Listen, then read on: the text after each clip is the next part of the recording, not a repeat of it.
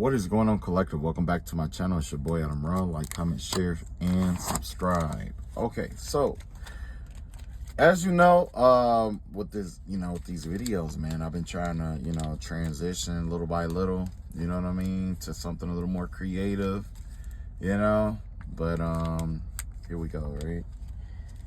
All right, so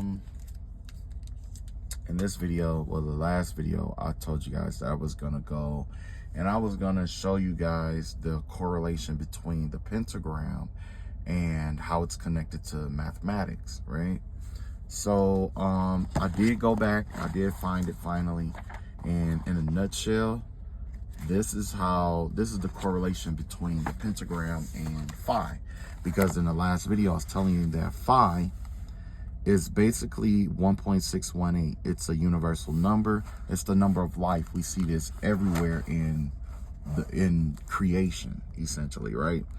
Like I said, you can go to any beehive and anywhere in the world. You could take the amount of females and divide it by the amount of males, and you get 1.618. Or you take the amount of males and divide it by the amount of females, it's going to be 1.618, which means there's more females than male bees, right? Also, you can measure from your belly button to the floor, and you divide that by the top of your head to the floor, and you should get 1.618. Okay. Like I said, we see it everywhere. We see it in the ratio of the lotus, 1.618. I didn't go into detail about the lotus and all that good stuff, but in Magick or math, Magick, this is how it correlates. This is the pentagram here, and how it's correlated to the how it's integrated, in life itself, right? And this is something real quick, because I know I didn't, what I'm saying, like, if I had did like all the research on my own, I'd be able to break it down even faster. But I'm gonna be honest with you, I had to go and I had to find the connection to it. I knew the connection, but breaking it down and all that good stuff or whatever, right? So essentially, this is your pentagram here. I marked them with different letters. You got A, B, C, D, and E. Then you got F, you got G, you got H, and you got I here.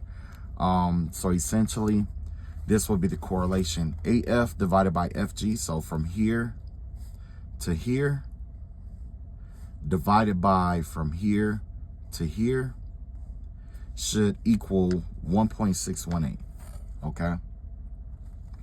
But also from A to D, which is all the way across, that's like one tip of one hand all the way over to the other, divided by BC, which is what we see here, AD divided by BC, it's also going to equal 1.618.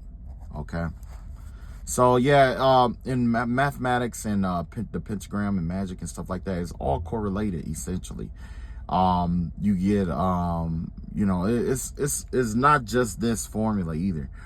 Some of them you get 1.618, some you get 3.14, which is pi. I can do the pi one, but I didn't. Normally the pi is in reference to circles and stuff like that, because essentially is what happens here is you get, let's say if you got a big circle here, and this is like, let's say if it's like 1 inch in diameter, and then you have a smaller circle here that's like a 1/2 inch in diameter. When you rotate this around here, it's going to take 3.14 rotations of this small circle to completely get back to where all of this is all aligned like that, right? Now, if you do it on the inside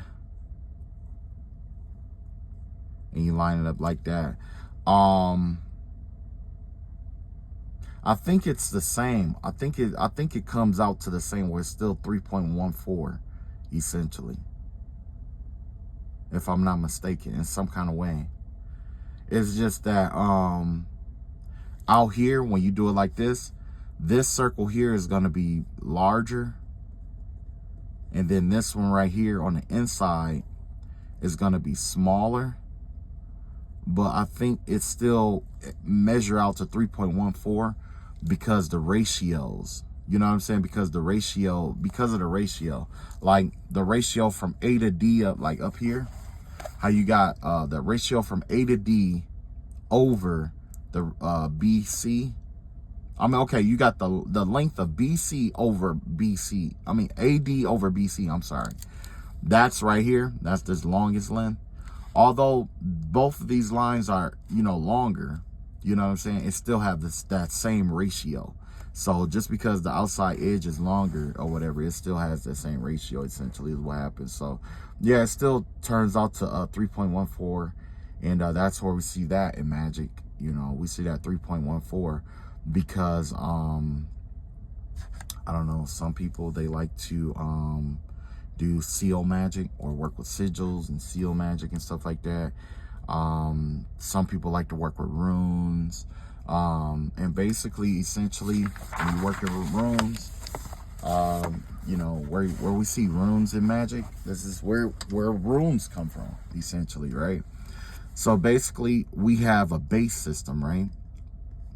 Right? We have a base system. Our base system, and I know that's a lot of light coming through here, but I'm sorry. Let me see if I can get some, see if that's better. Okay. So our base system is essentially set up to where we have we're in base 9, right? We have 10 digits, but we're in base 9, which means 9 is the highest that we go, right? 9. And what that means here is that our numbers start at 0, 1, 2, 3, 4, 5, 6, 7, 8, 9. We have 10 numbers here, but 9 is the base. That's the max. This is the highest a number can ever achieve in our system, right? That's the highest. Because once you get to 10, 10 is going to be 1, 0, 1, 1, 1, 2, 1, 3, 1, 4, 1, 5, 1, 6, 1, 7, 1, 8, 1, 9. And then guess what? You have to go back to the 2, 2, 0, and so on, right? And that's how our base system is set up. So let's say, let's explore runes, okay? So with runes, let's say, okay, matter of fact, we have base 9, right? So we got 9 points. 1, 2, 3, 4, 5, 6, 7, 8, and 9, right? I'm gonna label them 9. 0 and 9 essentially are going to be connected, okay? And I'm gonna tell you why in a second here. 1, 2, 3, 4, 5, 6, 7, 8, and 9. The reason why 0 and 9 is interconnected, well, hold on, let me do it. Okay, so we got base 9, right? And we're gonna do, we're gonna multiply everything by 2. That's just to keep it simple. You can pick whatever number you want, but in this instance, we're gonna multiply it by 2.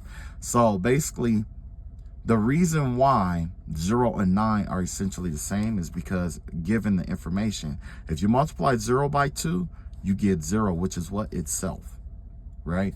Now, same thing with 9. If you take that 9, you multiply it by 2, you get 18, which is equivalent to 1 plus 8, which is equivalent to what? 9. So in Magick, this right here will be considered, well, yeah, if you had to put it in perspective of like Magick and using, you know, Magick and stuff like that, essentially what happens here is this right here is the all-encompassing, okay? This is equivalent to white light because it is the connect, everything is interconnected. Nothing is separate from one another, right? This right here will be equivalent to darker light or black light, essentially, right? Because because if you had to put it in perspective, the 0 is all the light compressed into one space. Well, all shades of light is compressed, like the red wave, the yellow wave, the green wave. When it's all compressed into one, it's white. And we see that, right? In the pyramid, when light is shined through a pyramid, right? The part before it is separated, guess what it becomes? It's white light. Now, when the 9 is when it expands out. So the 9 will be equivalent to the light passing through the prism, and it's being separated into all the spectrums of light. Neither one of them are wrong. It's just they're different perceptions of the same light. 0 is the perception of all the light bands together, whereas 9 is the perception of all the light bands but separated. But either way, at the end of the day, it's all the same, right? So base 2, that's what happens with 2, right? So let's take this. Now I'll say we were doing 2, right? So 1 times 2 is going to be 2. So we're going to connect that to this 2, right? And then 2 times 2 is going to be 4, right? And basically what happens if we go over the 9 is we reduce it to fit it inside this base, because our base is 9 at this time, right? So 4 times 2 will be what? 8. 8 times 2 is going to be 16, which is equivalent to 1 plus 6, which equals 7. So you go back here to 7. And then from here you go 14, 1 plus 4 is 5. And then 5 plus 5 is 10. 1 plus 0 is 1. Now, if you follow this, it's going to continuously go back and forth like that. It's going to be a continuous loop, right? So now we have to deviate from that, and we have to go to the numbers that we didn't get, like 3. 3 times 2 is going to be 6, right? So we're going to have a straight line from here to 6, right? 6 times 2 is going to be 12, which does what? 12, right? Which is 1 plus 2, which leads back to what? 3. So basically, this right here is going to lead back and forth to each other, right? Back and forth, back and forth, back and forth, back and forth. And then we already did 0. 0 times 2 is 0, and then 9. It doesn't matter what you multiply 9 by, it's always going to end up being 9. You can multiply 9 by 10, right? You're going to get 90, which is going to be equivalent to 9 plus 0, which is a 9. You can do 9 times 9. That equals 81, which is 8 plus 1 equals 9. It doesn't matter what you multiply that in terms of multiplication. It doesn't matter what you multiply that 9 or that 0 by. It's always going to equal to itself. That's why that number is out there like that. You see what I'm saying? Now let's do rooms, right? So with the room, we're going to say we're going to do base 6, right? And we're going to keep that 2. Same concept, right? And basically we got our circle. You got 1 here, you got 1 here, you got 1 here, you got 1 here, you got 1 here, and you got 1 here, right? So basically we're going to put a 0, 6, 1, 2, 3, 4, and 5 here, right? Well, actually, I don't think I could do the I can't do that 0 like that. I'm gonna put this. I'm gonna put 1 for 0, and then I'm gonna put 1 for 6. Yeah, I'm gonna put 6 here, and I'm gonna put my 0 here. Okay, because 0 times 2, of course, is gonna be 0. It's gonna equal itself, right? And then you have what is this? 1 times 2, which is gonna be our 2 again, right? You got our 2 times 2, which is going to be 4. Then you have 2 times 4, which is going to be what? 8, right? So what did we learn? Basically, we learned that with the 9 system, once you get down here, with the 9 system, once you get down here to 9, you get 1 0, 1 1, 1 2, 1 3, 1 4, 1 4. So in the 6 system, it would be like this. 0, 1, 2, 3, 4, 5, 6. And then you will repeat it with 1 0, 1 1, 1 2, 1 3, 1 4, 1 5, 1 6. Then you go over here. 2 0, 2 1, 2 2, 2 3, 2 4, 2 5, and 2 6, right? Because there is no 8, we will still have to count those 8. So it goes 1 2 3 4. Well, you know, pretty much 4 plus 4 times 2, which would be 8, right? We got 4 right here, so we would go 4 more, right? Because it's basically a double. So it'd be 1 2 3 4, which is 1 plus 1, which would be equivalent to 1 plus 1, which equals a 2. So this 4 goes back to the 2. Okay, next we will have 3, right? 3 times 2 is what? 6. So we have a straight line straight up here. And then we have 5. 5 times 2 will be what? 10. right? So we have all the way up here to 5, right? And then from this 5, I'm sorry, hold on.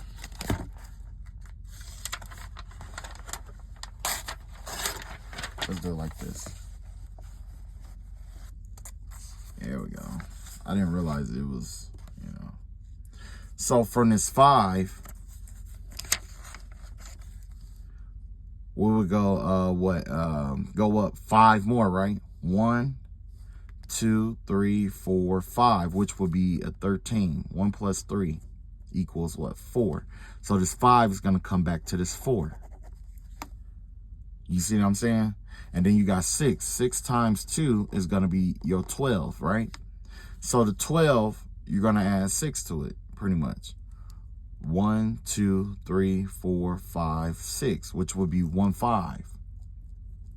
Which is does what? It leads back to itself a 6. So I was right. It does that 0 and the 6 lead back to itself.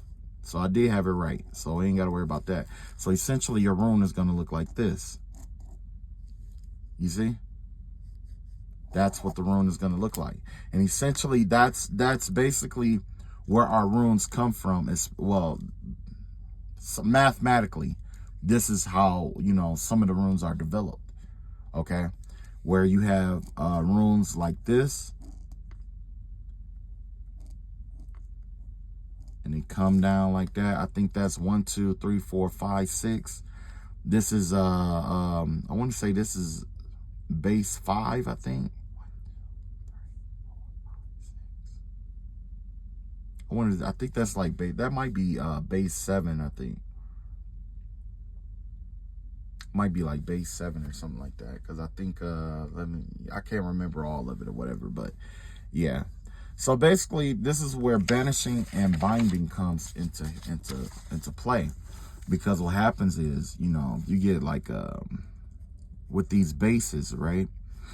If you get an odd number base, if the base is odd, and then you got the bases that are going to be even, right? The odd number bases are designed for release. So if there's an energy that's being held up, that's why you see in, you know, voodoo or hoodoo and stuff like that, they tell you, okay, it's always an odd number in order to release something. Usually, you know, you got a trinity. You know, you got the power of 3. You got the pentagram. You got the heptagram, 7 days of the week. You got 9, 3 times the power of 3. Then you have what is that? 11, you know, 7-11 baths and stuff like that. 13 herbs, you know, that odd number, you know what I'm saying, is equated to releasing energy. Now, when you do even energy, this is designed to hold on to energy. So this right here the odd numbers are associated with banishment, essentially. And then this right here is going to be associated with invocation, which is the calling in of an energy. Where 2 or more are gathered in my name, there I am in the midst. You see how I'm saying? That has to do with even numbers. Now, one thing about ritualistic spirituality, which is something a lot of people, you know, get into, or they pay people to do and stuff like that. You know, I ain't gonna say I studied it completely, but I am gonna give you a quick little breakdown of how some of this works, okay? So basically what happens here is like, you know, of course we have our witch doctors, witch warlocks, whatever. And a lot of times there was always the question of why are they using human sacrifice? Why do you use sacrifices? Now, I don't know if you guys remember me telling you this, but everything is communal, okay? If you eat water, you become like water. If you eat dirt, you become like dirt. If you eat sugar, you become like sugar. Sugar on the brain creates mental disorder. Sugar on the in the blood create disease. You see what I'm saying? You are what you consume.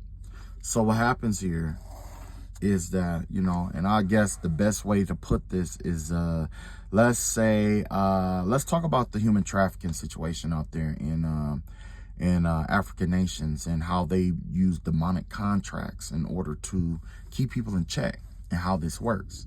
So basically, I'm not going to go through the whole ritual because honestly it's different and I don't know, okay?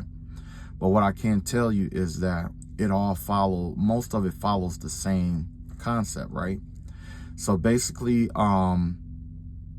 the person that is forced into this slavery, they're forced to consume, let's say, blood, okay? Like chicken blood, okay? If you consume that chicken blood, what happens is you become like chicken. And what chicken represents in that nation is essentially what you become. So chicken is what? Livestock, right? It's a monetary system. It's livestock. It's the difference between life and death, right? So in consuming that chicken blood, what happens is you are opening yourself up to, you're attuning yourself to being livestock for somebody else. It's an attunement. You're attuning yourself to being livestock, okay? That's why chicken blood is consumed at some of these rituals, because it has to attune you first. You have to be on that frequency first. In order to attune you to that frequency, you have to be like a chicken. And so after that, after you consume that chicken blood, they treat you like a chicken, which means they can kill you, they can control you, they can pin you in, they can do whatever they want to you as if you are chicken, right? Now, some rituals include liver, the liver of the animal. The liver is where of course, that's where they call it the etherical gateway. Okay, that's where the etherical gateway is, right? The Hun, right? But also that's where a lot of the poison is filtered out in our bodies. So let's say if somebody was to do a ritual and they wanted to bind you, usually what they do is they get, like, let's say a chicken liver or a liver, and they bind it off to keep it from filtering the blood, because without that blood flow flowing through, it restricts and restrains your energy, essentially, is what it's called to do, okay? Then you have the kidneys here. There's another nexus right here that is connected to the emotions and discernment and your morale. Kidney. The kidneys in anatomy, biology, anatomy and physiology, the kidneys is designed to do what? Filtration. Filter out the old. It's designed to keep balance, right? So essentially, with that kidney, the binding on the kidneys and stuff like that is designed to disrupt your homeostasis. Because like I say, in nature, everything is stasis loving. Everything is balance loving. We love balance. We love balance. If we didn't love balance, we wouldn't be out here trying to get our mental health right. We wouldn't be trying to work out. We wouldn't be trying to live our best life. We wouldn't be trying to be happy, because that happiness offsets what is dark or disruptive against our lives. You see what I'm saying? We are naturally stasis loving. So in the binding of the kidneys, if they, let's say if they did a ritual or whatever and it required chicken kidneys and stuff like that, or the kidneys of an animal, especially with cursing, it's designed to disrupt the inner emotions and the morale, to throw your energy off, because what the kidneys do is it break down blood based off of it cleanses the blood, but it also breaks down the blood based off the pH balance that's needed. So if you are too acidic, if you're too acidic, then the body will break down blood to get the bicarbonate out of it. And then if you are too basic, then it creates more blood or something like that. It's just the way that it's set up, okay? It's like, depending on what it is that you need. It's like a hormonal response. And then with the hair, there's like this inner connection to you, because in order for that hair to grow, it has to grow through visceral and fat and things of that nature. Basically everything that you consume, because essentially we are the libraries. We are libraries. So everything that's connected to your DNA, everything that's connected to you, like it's like it's like almost like a saved copy of what you've been consuming up until that point. Okay? That's why it's important not to let people get your hair, semen, cycle blood, you know, certain, you know, every religion has their superstitions and stuff like that. That's why Native Americans don't like pictures, because they believe that people capture a part of their soul with pictures. You see what I'm saying? But essentially, yeah, there's the hair that's connected to it. And remember, in that last video, I talked about this, about somebody cloaking themselves. That's because when they use like feathers, when they use like furs and things like that, basically they use that to you know, veil themselves as whatever they want to be seen as in the spiritual realm. And they take on that energy. Same thing with the hair. People are taking on your energy. So when they do like those demonic contracts and stuff like that, to do like voodoo dolls and voodoo on people and force them into like sex trades and stuff like that, this is essentially what they're doing. They're taking a blood, they're taking a DNA encode, and then they're infusing it into your energy so that your energy is overlapped. It's like if you had a virus on the computer. No, say your computer is fine, right? When they take that blood and then, you know, give it to you and stuff like that, it creates a door. It's a worm, right? And by you having a worm on your hard drive, what it does is it allows people to come and go as they see fit, in and out of your energy, right? So what do you need? You need to do either an exorcism, or you need to do some kind of, you could blank the whole drive. Essentially, that would be death, right? So a death ritual will work. And I'm going to go into a death ritual on how those actually were originated and how they work, okay? Because a lot of people think that a death ritual is like killing people and stuff like that, but it was never designed for that. It's designed for things like this. This is what it was designed for. Then you have the menstrual blood. That's the pack that right there connects that person's, like, let's say if it's a female, it connects that femininity of that person to whatever this is.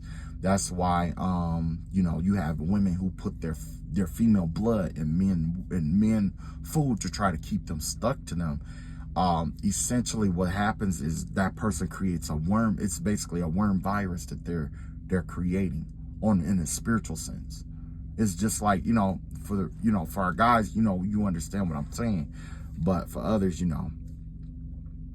So essentially what happens is the parts that hold poisons and that has the capacity to filter or filtrate out energy that don't serve you are usually the body parts and the animals that they use.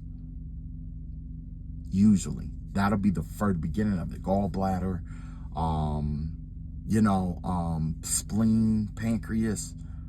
You see what I'm saying? Those will be the parts of the animal that they use in the sacrifices and stuff first. And then they would, you know what I'm saying? So, but yeah, that's why all of this stuff is, you know, this is, you know, basically this is how all of that, it works, right? So in terms, now connecting all the dots to what I was teaching originally with the runes and stuff like that, is basically this. When it comes to these spiritual pacts, when it comes to these spiritual curses, when it comes to all of this stuff, there is a way.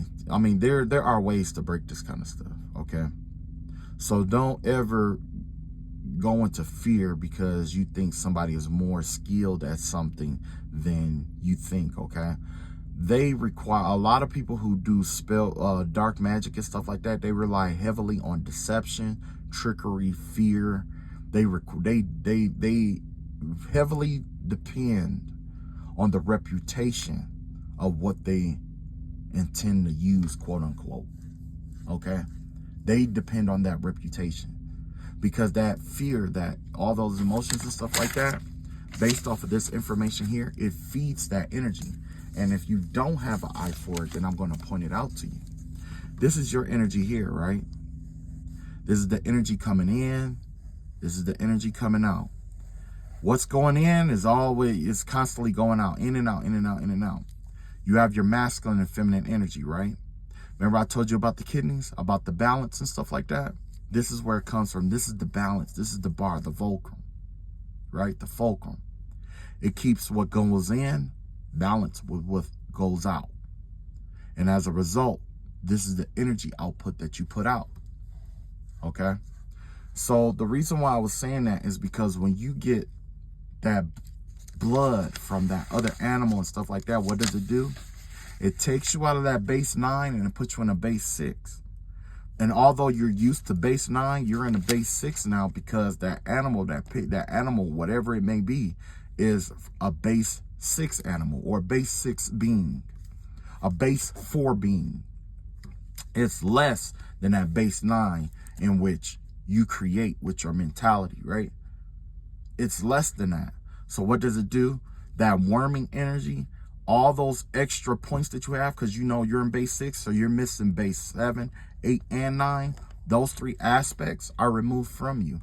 So basically, when you would normally balance this side of what was going out, it's not going out like it's supposed to, which means you got more coming in than you got going out, filtration wise.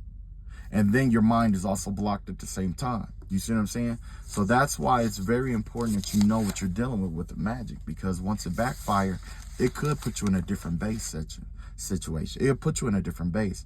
Those demonic contracts and stuff that happens overseas and stuff with the sex trade and stuff like that, a lot of that, it'll have to be broken through, there's a variety of different ways to break it, okay?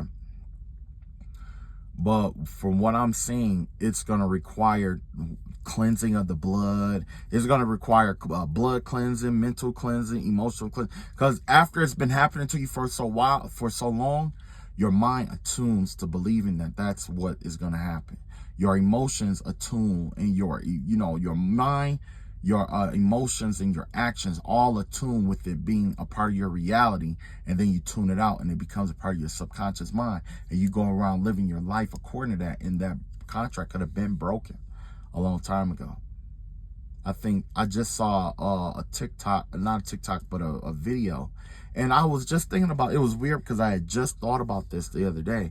I'm like, wow, maybe the reason why I always see myself in a certain light is because in the past I see myself in that light, and I did the work to change, but because I always still see myself in that light, I feel like I never, left that or whatever behind. And it's the same thing with like losing weight. Like if you always see yourself as being a big person, once you do lose weight, like some people still see themselves as being fat, which does what leads to eating disorders or cosmic or keep getting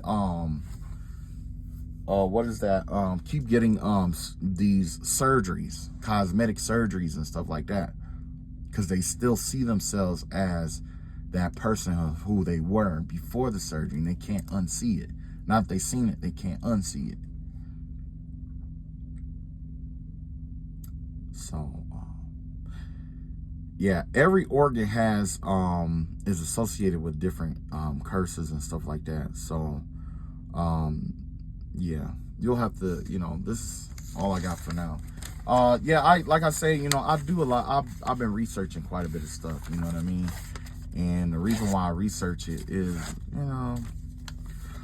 I was doing my math thing one day, and all of a sudden everything just started making sense with, like, matter of fact, I didn't even start with math. I started with religion. I started doing my religious research and stuff like that. Led me to spirituality, led me back to religion. And then it just expanded from there, where it just started connecting the dots to everyday life through mathematics, biology, chemistry, alchemy. It just branched out, on top of, like spiritual warfare and stuff like that. And, people abusing their psychic abilities towards me and stuff like that, I can't say that that's the reason why I am where I am, because I know there's a lot of people that be like, oh, it's because of me. And it's like, if you're going to try to take what is that? If you're going to try to take credit for where somebody has been because you treated them wrong or you treated them in a foul way, You need to take credit for the reason why you felt that you had to do it to begin with, which means that envy that was in you, take credit for that too. Take credit for the whole thing, not just, but I was already on a journey, essentially what happened. And once I got to the spiritual part of the journey, what happened was that's when the spiritual warfare kicked in, and it gave me an opportunity to demonstrate and practice and test theories based off of what I learned. So far, I am not disappointed. There's a lot of mathematical theories, a lot of, and that's why I've been writing my book. I'm on my second book now. Well, actually my fourth book now. But yeah, that's why I just been writing a correlation between like mathematics and like the spiritual world and the religious world, because you get a lot of atheists that say, oh, God don't exist, and I'm like, okay, because and I don't get upset, because I mean, that's more God for me to call upon, more God for me to worship, and either you believe or you don't, and at the end of the day, I can't make you, unless I hold you down, and I don't have time for that. I just don't have time for it. So yeah, that's all I got for today. I'm gonna go back to my research and stuff like that, because I came across something really good. I wish I could like do a channel on it and stuff like that, but some of the stuff that I researched that I came across is weird, man. It's really weird, but I'm gonna pray, like I say, I'm gonna pray about it first before I release anything, because all right, I love y'all all. Y'all take it easy, and for the most part, be at peace. I pray that you come with the peace that you came with. Amen. Peace.